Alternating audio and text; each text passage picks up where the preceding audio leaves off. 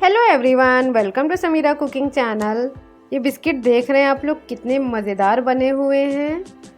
तो इसे आप मीठे बिस्किट कहिए या फिर मीठी टिकिया कहिए, ये बहुत ही खस्ता बनी हुई हैं। और वैसे भी दिवाली आने वाली है तो आप लोग ज़रूर बनाइएगा और आपका जब भी मन करे इसे बना के खा सकते हैं। तो चलिए खस्ता बिस्किट की रेसिपी देख लेते हैं। तो सबसे पहले प्लीज़ आप लोग मेरे चैनल को सब्सक्राइब कर दीजिए और अगर आपको वीडियो पसंद आए तो लाइक ज़रूर करिएगा। और आप कहीं भी सफ़र पे जा रहे हो तो आप इसे पैक करके ले जाइए, आपको बहुत ही मज़ा आ जाएगा खाकर। आप इसको 1 से 2 महीने तक स्टोर करके रख सकते हैं। तो चलिए ये मज़ेदार खस्ता बिस्किट बनाते हैं। तो उसके लिए हमने यहाँ पे ये 2 कप मैदा ले लिया है और इसको हमने अच्छे से छान लिया था। आप चाहे तो इसको आटे से भी बना सकती हैं। और अब 4 बड़े चम्मच ये देसी घी ले लिया है और इसको हमने थोड़ा सा मेल्ट कर लिया था। अब इसको हाथों से बहुत ही अच्छे से हमको मिक्स कर लेना है।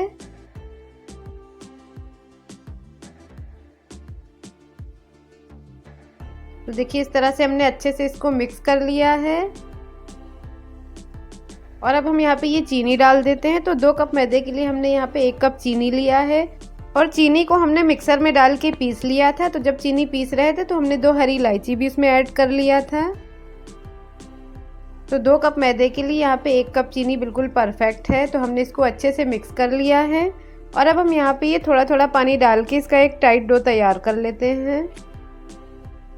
तो ध्यान रखना है एक साथ पानी नहीं डालना है, तो थोड़ा थोड़ा पानी ही डाल के हमें इसका एक डो तैयार करना है।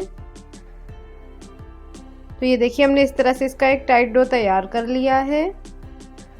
अब हम इसको ढक कर रख देते हैं। तो हम इसको 15 से 20 मिनट के लिए ढक के रखेंगे। आप चाहें तो इसको आधे घंटे के लिए भी रेस्ट दे सकते हैं, जिसमें ये आटा अच्छे से सेट हो जाए।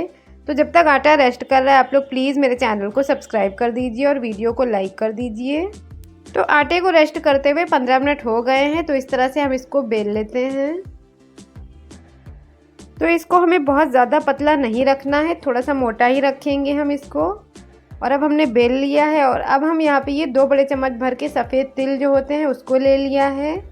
आप चाहें तो इसको पहले ही आटे में मिक्स कर सकते हैं, लेकिन हम यहाँ पे इसको ऊपर से लगाएंगे।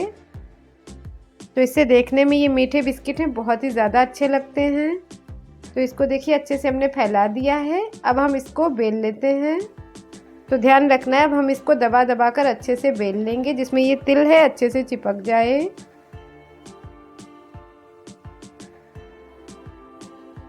अब हम दूसरी साइड से भी इसको इसी तरह से लगा देते हैं। तो ये एक्स्ट्रा तिल है ये भी हम उठा के डाल देते हैं इसी में। तो इस तरह से हमें दूसरे साइड पे भी अच्छे से फैला देना है। और अब इसको बेलन से बहुत ही अच्छे से हमें दबाकर बेल लेना है।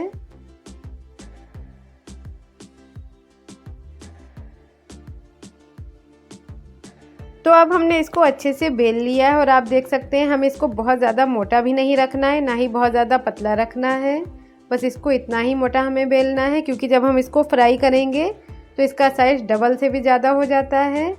तो अब हम यहाँ पे ये ग्लास से इसकी कटिंग कर लेते हैं। आप चाहें तो कुकी कटर से भी इसको काट सकते हैं। और हमने यहाँ पे ये गोल गोल इस तरह से कट कर लिया है।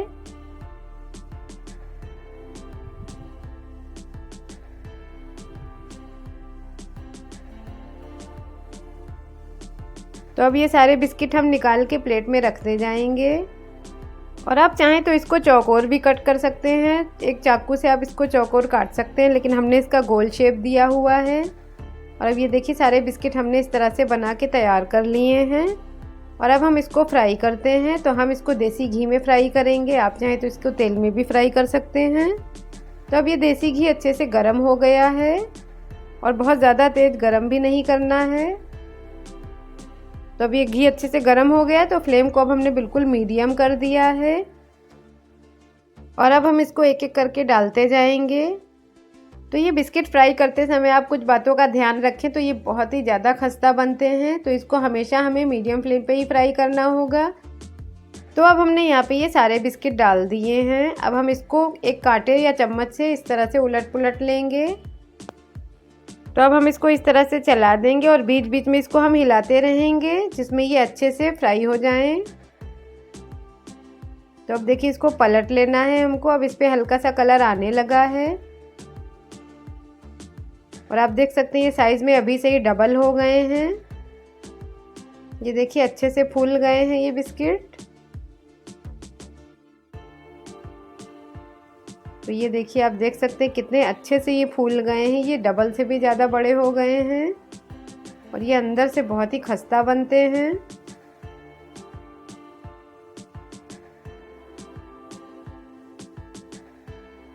तो बस इस पे अच्छा सा गोल्डन कलर आ गया है। अब हम इसको निकाल लेते हैं। तो इस तरह से हम छन्नी के ऊपर इसको रख के निकालेंगे और कुछ देर तक तिरछा रखेंगे जिसमें इसका एक्स्ट्रा ऑयल है वो निकल जाए। और आप देख सकते हैं ये हमारे बहुत ही टेस्टी मज़ेदार क्रिस्पी बिस्किट बिल्कुल रेडी हैं खाने के लिए।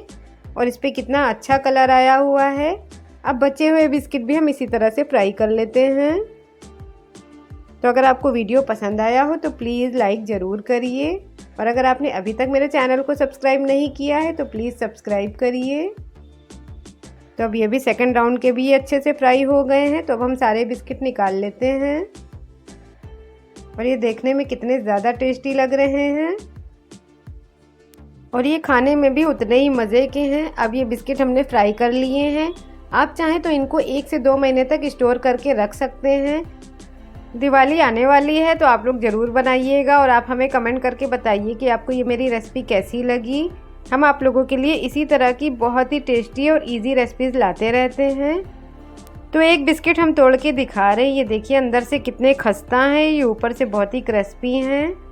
तो आप लोग प्लीज़ मेरे वीडियो को लाइक ज़रूर करिए। तो हम फिर मिलते हैं अगली मज़ेदार रेसिपी के साथ। तब तक के लिए बाय।